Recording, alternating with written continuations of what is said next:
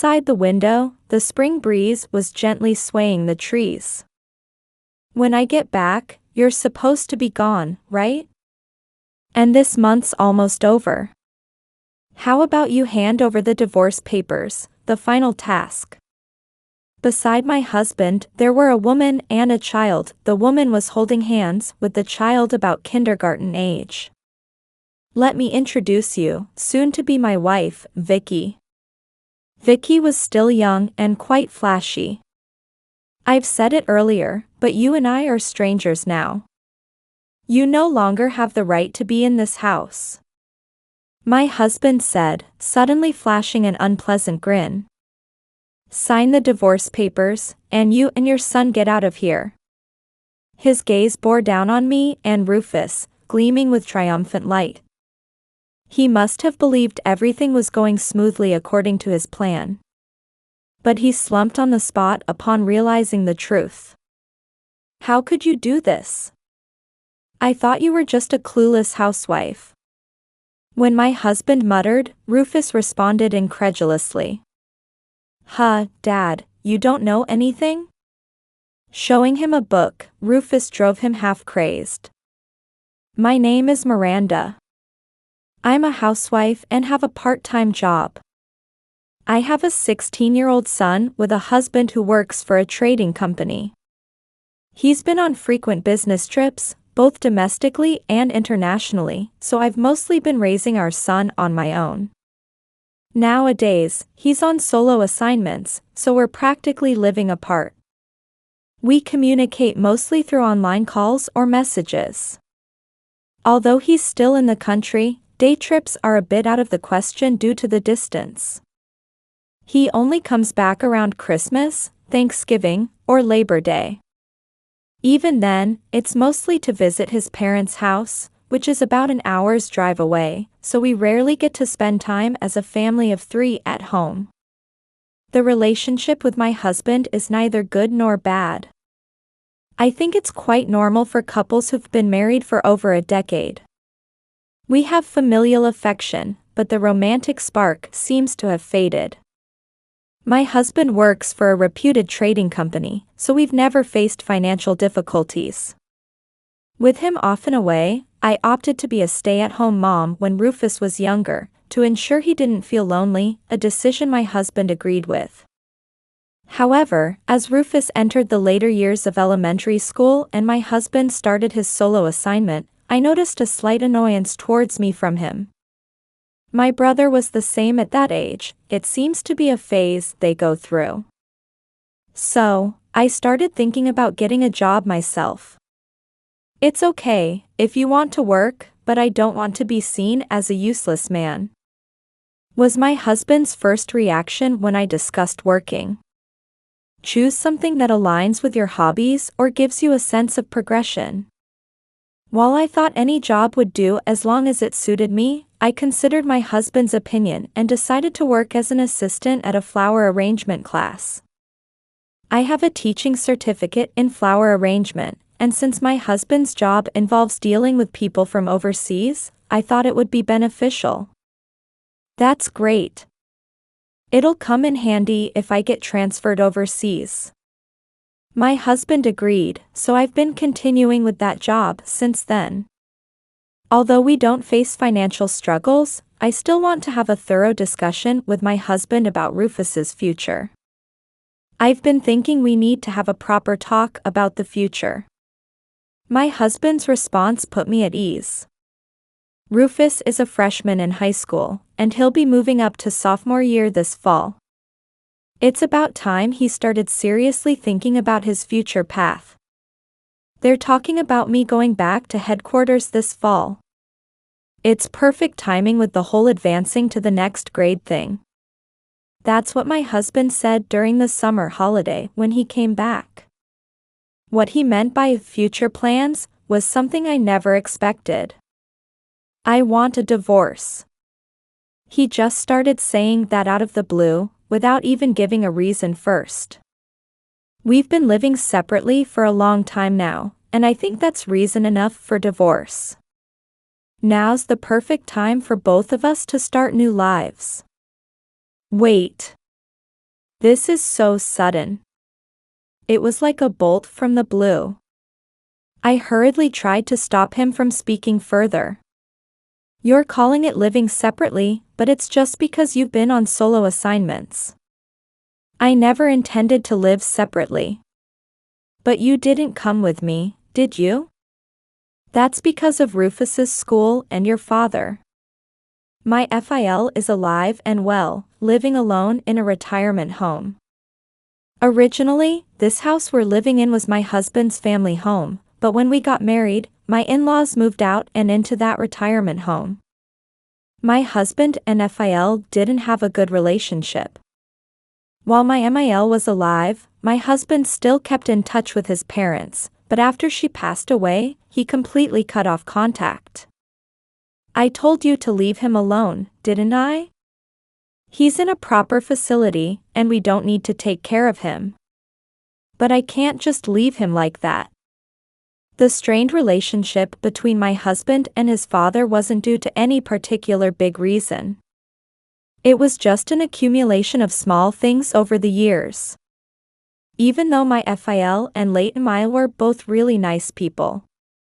So I had gotten along well with both of them and kept in touch with my FIL even after he was left alone. I also visited his retirement home from time to time. You did that on your own, right? I never asked you to do that. That's true, but it's not so easy to just brush it off. And what about Rufus's school? You could have transferred him if you really wanted to. Didn't you say you wanted Rufus to go to that school? Rufus took the entrance exam and entered a private school with a combined elementary and junior high school. I did want that, but even so, if you really wanted to, you could have transferred him, right? But you can't just do something like that.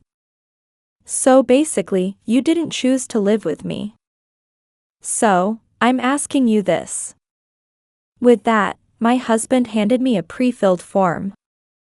I've come back, but you can't stay with me like this. I'll stay in a hotel or something. With that final statement, my husband left the house. I was left dumbfounded. Why aren't the lights on? Where's Dad? Rufus had gone to see a movie with his friends that day. He didn't come back until the late summer sun had completely set. My husband came back and left around mid-afternoon. I seemed to have been sitting there for hours, still frozen in place. What's this? Rufus picked up the divorce papers that had been left on the coffee table in the living room. What should I do? What should I say to explain this? I still hadn't sorted out my own thoughts, let alone figured out what to say to Rufus. Seeing me frozen like that, Rufus let out a sigh and left the divorce papers behind as he walked out. Oh, not only my husband but also my son is abandoning me. As I thought about it, dumbfounded, Rufus returned immediately. Eat up. You won't think straight if you're hungry. Eat well, get a good night's sleep, and then let's think about what to do from here. Rufus handed over a plate with 2 large sandwiches on it, saying so. They were large, with filling overflowing, but he must have put a lot of effort into making them. Thinking that, tears welled up involuntarily. Just eat already. Rufus pretended not to notice my tears and said that, and I ate the sandwich while crying. It was a simple sandwich, but it tasted better than any feast I had ever eaten. Since returning to his work away from home assignment, my husband has sent me several messages. Here's what they basically say. I want a divorce by next fall. I'll make sure to pay Rufus's child support until he's an adult. Currently, adulthood starts at 18, but since he'll turn 18 while still in high school, I'll take care of him until he graduates. I'm astonished by the tone of his words, as if he's graciously agreeing to pay. Rufus isn't just my child, he's our child. How can he speak so arrogantly about his minimum obligations? When the unaccompanied assignment ends in the fall, I'll move back into that house. So, you better prepare to leave by then. You should be able to find a decent place within half a year. I'll even cover the moving expenses out of kindness. If he insists on us leaving the house, then of course, if we have to move, he should pay for it. But I can't fathom why there's such a need for us to leave this house. The reason for the divorce is the natural breakdown of our marriage, so I won't pay any alimony.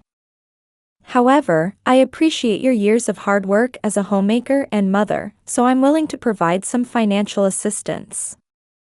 Of course, I won't ask you for any alimony. I don't feel the need to pay any alimony at all. I wasn't living a life of leisure. While it's true we lived apart, whenever my husband couldn't return here, I visited his temporary assignment location with Rufus, and we lived as a normal family. The idea of a natural breakdown is simply unacceptable. If you can't support yourself with your current job, I'm willing to help you find another one. But if that happens, you'll have to leave this town. I'm sure you wouldn't want to run into me. My job as a floral arrangement assistant alone isn't enough to support myself. But I can't accept being asked to leave this town and find work elsewhere. Why should I have to do that? I'll transfer custody of Rufus to you. He'll probably feel more comfortable with you, considering you've been living together for years. Besides, he's almost an adult, he won't need to rely on his parents forever. If you say Rufus needs something, I might consider discussing it, but I won't be requesting visitations. If we end up divorcing, I certainly intend to have custody of Rufus. But from the way he's worded it, it seems like my husband is ready to discard his son as well. How can he be so heartless? I can't imagine how much it would hurt Rufus if he knew about all of this. After reading through everything, I let out a sigh. There's not a single reason I can find to agree with any of this.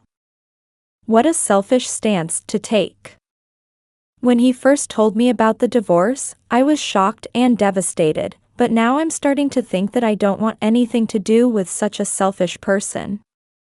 I went to his temporary assignment to talk to my husband. It's work hours, but I have the spare key to the apartment. When I entered, the room was as tidy as always, with no signs of life. He's always been meticulous, but it really looks like a model room. As I waited in the room, my husband came home in the evening. So, you came. If you were coming, you should have let me know. He said it grumpily. Did you bring the divorce papers for me that you signed today? I'm fine with it, so you can just submit them yourself. He didn't even glance at me, just took off his suit jacket and loosened his tie. He hung them all neatly on hangers, pulling them to smooth out any wrinkles. This person was always like that. I remember the time we lived together. Everything was neat and tidy, without a single flaw. Maybe it's a surprise inspection for women? If so, that's a shame. Certainly, there's no sign of that at all. What did you do for dinner? I already ate. It's pretty much always like this. When was the last time we enjoyed home-cooked meals at home? My husband said sarcastically, then took a cold beer from the fridge, sat down at the table, and started drinking. You get it, right? Why I said I want a divorce. I'm tired of living like this for years. Well, you should have told me you wanted me to come. With Rufus there, and you starting to work even part-time, there's a rhythm to life.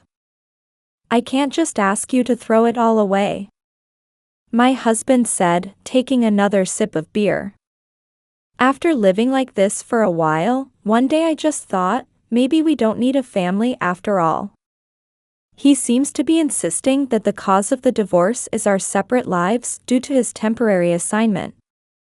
Well, then, can you at least wait until Rufus graduates from high school? It's just 2 more years, or rather, 1.5. No, it has to be by next fall. What's so special about that fall? My husband reacted slightly to these words I blurted out. I told you, I'll be returning to headquarters. I thought it was a good opportunity. Can't we at least spend the last year as a family? No, it has to be by next fall. The discussion reached an impasse, and my husband's insistence was clear. He wanted a divorce by next fall, no matter what. Unable to do anything, I left my husband's room and stayed in a hotel that day, deciding to leave the next day. I couldn't bear waiting in that room with my husband. I stopped visiting him after that. It was pointless, I realized. We communicated through recorded messages, and I began to take action for the autumn. First, discussing the parts of my husband's proposal that I couldn't accept. I want him to pay Rufus's tuition until he graduates from college. If he refuses, I won't sign the divorce papers. Then an angry call came. I said until he's an adult. If you don't like that, I won't pay a penny of Rufus's support after the divorce. That's impossible. Until we file for divorce, we're still married. Besides, you have a legal obligation to support Rufus until he's an adult. After several exchanges on this matter, my husband finally gave in. Fine, I'll pay for Rufus's tuition until he graduates from college. But only for 4 years. If he repeats a year or something, I won't pay for anything beyond that. Okay, I understand. I'll count on you for the next 4 years. And please make sure to formalize it in writing. Do you not trust me? Of course not, there's no way I could. Suddenly presenting a divorce for such a reason. If it's not properly documented, who knows when he might change his mind. If you won't listen, we'll go to divorce mediation. If we can't settle it there, then it's off to court. After I said that, he brought the paperwork. Instead, I won't pay any consolation money for the divorce. Fine, that's perfectly fine with me. Of course, I won't pay either. Got it. Then hurry up and file for divorce. Each time he spoke, I pointed out the parts of the divorce terms that I couldn't agree with. Now, about the division of assets, I expect that to be done properly as well. I supported you while you were unemployed, and you still intend to take more from me?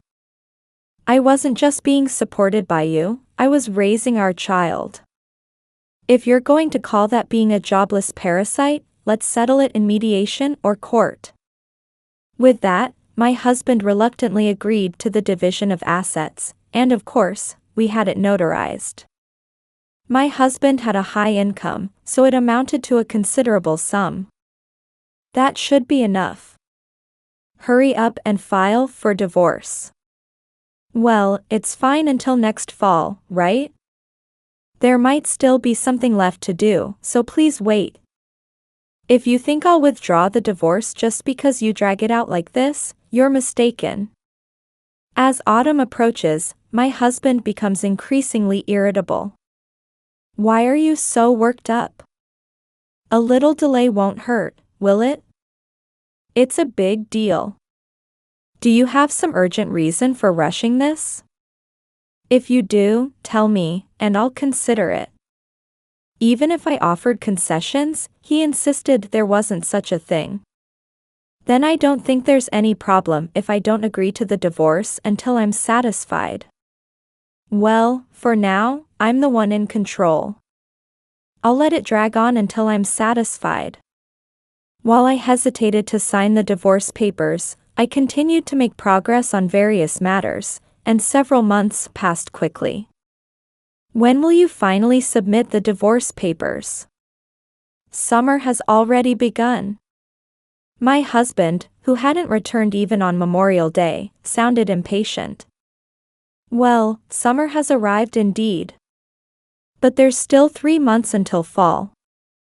And a little delay shouldn't be a problem, I think. Even so, I'm telling you to file for divorce by the end of the fiscal year. I want to be divorced by the time I return to headquarters. Even if you say that, I'm not able to make up my mind right away, and there are many things to do. I evaded my husband's demands with ease. And by the way, have you already decided on a place to live? Don't worry, that's already taken care of. Good to know. By the start of the new fiscal year, I'll be commuting from that house. My husband let out a relieved sigh at my words. Please be careful on your way back. Sure, but remember, both you and Rufus will be leaving that house when I return. I won't be coming back to you, so keep that in mind.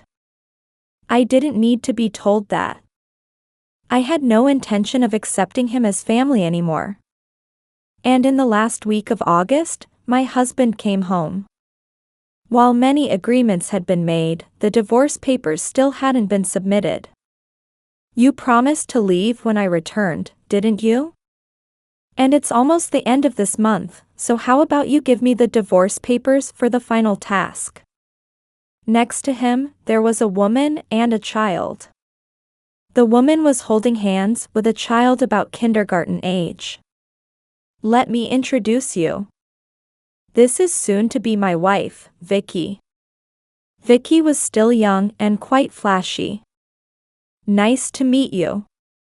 Is that your son over there? Vicky, feeling somewhat embarrassed, gently hid the child behind her. Excuse me, what's your name? Hey, cut it out. It's none of your business. My husband also defended the child and said that to me. I've said it earlier, but you're already a stranger to me. You and your son have no right to be in this house anymore. With that said, my husband suddenly smirked, a nasty grin spreading across his face. Sign the divorce papers and get out of the house with your son. His gaze looked down on me and Rufus, filled with a triumphant light. So that's what it is after all. What's the matter with that? We already settled various agreements. All that's left is to submit the divorce papers, and it's decided that there won't be any divorce compensation either, right? I'm relieved to hear that. I heard he gave you various things, so there's no need to feel guilty anymore. The last words seemed to be directed at my husband. That's right. I really wanted to have everything sorted out and the marriage registered by today, but I'm really sorry about that one point. But at least we'll make it in time for Ethan's enrollment. Yes, that's why my husband rushed the divorce. It was to make it in time for the new school year enrollment for Vicky's child. I can understand the desire as a parent to enroll one's child in elementary school as a responsible parent.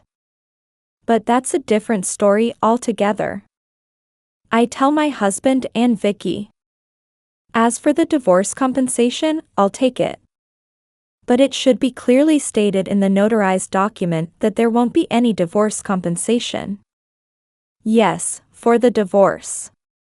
I present the notarized document that I had prepared. We won't pay divorce compensation for the divorce, but I'll take it for the relationship between that woman and your son. And of course, from that woman as well. Don't joke around. I won't pay a single cent for that. My husband shouted excitedly. The child called Ethan flinched and clung to Vicky. I'm not joking. You can claim compensation for adultery within 3 years of knowing the fact. It's clearly stated like that. Divorce compensation and adultery compensation are different matters. But now that it's clear that your reasons for divorce, the long periods of separation due to work, were lies, it seems you'll have to pay divorce compensation as well. What did you say? The real reason for divorce is those people. You want to divorce me and remarry that woman and acknowledge the child, right? If that's the reason, then of course, I would have claimed compensation. It's clearly defined in the law. In cases of divorce by fraud or coercion, the divorce itself can be annulled. A person who entered into marriage by fraud or coercion may petition the family court for annulment of that marriage. I showed the documents I had to my husband and Vicky. Divorce hasn't been finalized yet, but I think the contents of that notarized document can be revised. My husband's hand holding the documents was trembling. So let's discuss the divorce compensation again properly. I told my husband with a broad smile on my face. In that case, there's no deal for Rufus's tuition. That's impossible. There's no reason to revoke it. It's the same notarized document. My husband desperately argued, but that's not going to work. It's the same, but the content is different, right? If I had lied, maybe that argument could stand, but I have nothing to hide. That's the truth, and it's a fact. I want my husband to fulfill his duties as Rufus's parent, so I requested it, and my husband accepted it. There's no lie there. So I don't think your claim will go through. Enough already, I get it. I'll pay, just shut up about it. Thank you. I smiled broadly, making sure my husband and Vicky felt as frustrated as possible.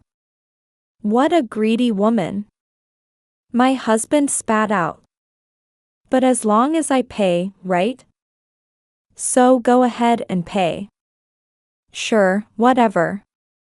In fact, I already submitted it this morning. Here, this is the certificate. I handed my husband the acknowledgement of receipt for the divorce application. Once we've got this, it's all ours as planned. My husband showed it to Vicky, and they nodded satisfactorily at each other. All right, then the discussion over. You don't have any reason to be here, so get out. Well, about that, Rufus and I have the right to stay here. It's you who should leave. Don't talk nonsense, this is my house. Poor husband, he doesn't know. I need to inform him properly. Whose name is on the title of this house? That would be my old man's. And what's his is mine. No, it's in my name. Upon hearing that, my husband looked surprised for a moment, but then he laughed and said, You think it's in your name because you have the right to reside here, huh? I wouldn't make such a stupid mistake. If I divorce you, you're no longer related to my old man, which means you lose the right to live in this house. I sighed and handed him another document. What do you mean? My husband's eyes widened as he looked at the document. I was adopted by your father. And as part of that, he decided to leave this house to me. What I showed my husband was a family register. It clearly stated that I was adopted. That's absurd. That's true. Your father did it because he always cared about me like his own daughter. After my husband mentioned divorce, I consulted with my FIL. Both of my real parents are gone. They both passed away shortly after getting married. My in-laws treated me like their own daughter because of that. So I treated my in-laws better than their own son. My FIL told me to investigate properly and used a private detective to do so. As a result, I found out that my husband had a hidden child with another woman. So, you wanted to work away from home just to live with that person you've been involved with before, right? Vicky was working as a hostess at a nightclub when she met my husband. She was only 20 at the time, but she quickly bonded with my husband and they became close. Then she got pregnant. My husband thought it over and decided to lead a double life to live with Vicky and their child. I visited your work away from home several times, but I couldn't see any trace of a woman at all. My husband had 2 houses at his unaccompanied assignment destination. One was the sweet home to live with those people. The other was a camouflage to deceive us when we visited, to hide the fact that there was a woman there. After my husband went on an unaccompanied assignment, I went to visit him with Rufus many times. I was always impressed by how neat it was, but of course, since he wasn't actually living there, it was the same as not living there at all. My husband even installed cameras in that house and set it up so that he would be notified if anyone entered the room. When your father found out about it, he was furious and said he wouldn't leave you anything, it would all go to Rufus. Then he offered to adopt me. Seriously? My husband must have believed that everything was going according to his plan, but he collapsed when he found out the truth. Do you understand what disinheritance means? Your father is going through that process. What's that? In simple terms, it means removing you as a legal heir to your father. If the family court approves it, you will no longer be a legal heir, and the inheritance will go to Rufus through intestate succession. When the inheritor who is to leave the property behind wishes to exclude the inheritor who holds the right for some reason, there is a way to exclude them from inheritance. In this situation, my husband is almost estranged from his father, and the father decided to take this action because of the husband's excessively cruel treatment of his wife and child. When the deceased has assets, there are rights to the illegitimate heirs, who are presumed to be intestate heirs, after the deceased's death. It's the last resort when you don't even want to hand over the minimum assets. My FIL said he would do that out of gratitude for the years of friction with my husband, his gratitude for me being there for instead of his son, and his apology for my husband's actions. When my husband loses his qualification as an heir, Rufus, as his grandson, will be recognized as an intestate heir through intestate succession. However, if my husband is dissatisfied with that decision, it will be disputed in court. For that possibility, my FIL decided to adopt me and give me this house as an advance inheritance. He decided to do that after consulting with your father. How could you do such a thing? I thought you were just a housewife who didn't know anything. My husband muttered, and Rufus responded incredulously. Huh, Dad, you didn't know anything about this? Rufus handed a book to my husband. What's this book, The Splendid Deductions of Mrs. Rose? Oh, I know it. It's a popular novel right now, about to be adapted into an anime soon. I've been reading it too, I love it. It's a book my mom wrote. She studied a lot to write it, got pretty knowledgeable about law and stuff in the process. Rufus's words left the two of them stunned. I certainly appeared to be just a naive housewife who hadn't done anything, as my husband believed. But writing was my secret passion, and I continued to post novels on a writing website without my husband noticing. I wrote a series set in the flower arrangement class where I worked part-time, featuring a housewife assistant known as Mrs. Rose, who solves challenging mysteries one after another. It became a huge hit. I never heard about any of this. I thought I should come clean with you soon, especially with talk of an anime adaptation, but then you brought up divorce first. Such a pity. Well, the royalties from that book are marital assets, right? And how much are you getting from the anime deal? And we'll need to divide that up properly, won't we? Unfortunately, the divorce is already finalized. The royalties and anime earnings have nothing to do with you anymore. Upon hearing my words, my husband let out a loud gasp and repeatedly exclaimed, "That's a lie," over and over again. Unbelievable. After years of trying to deceive and belittle me, you suddenly see value in me? If you have any issues, please consult a lawyer from now on. Now, get out of here. So, I kicked my husband and Vicky out of the house right away. I felt sorry for little Ethan, but there was nothing I could do for him. My husband sent multiple requests for reconciliation, but there was no way I was going to accept that. More importantly, recognize Ethan properly. He's starting school soon, right? It's not fair to leave him hanging like this forever. After that, Vicky also pressured him to recognize Ethan, and they eventually got married and became proper parents. It was only natural for the sake of their responsible child. After the elementary school entrance ceremony was over, I waited for things to settle on their end before sending a registered letter regarding the alimony. After all, it was years of infidelity and leading a double life. The amount of alimony was substantial. You're making quite a fortune, aren't you? Then how about reducing the alimony? Forget about it. Such a ridiculous request was promptly rejected, of course. Regardless of who I am, there's no denying you've hurt me deeply.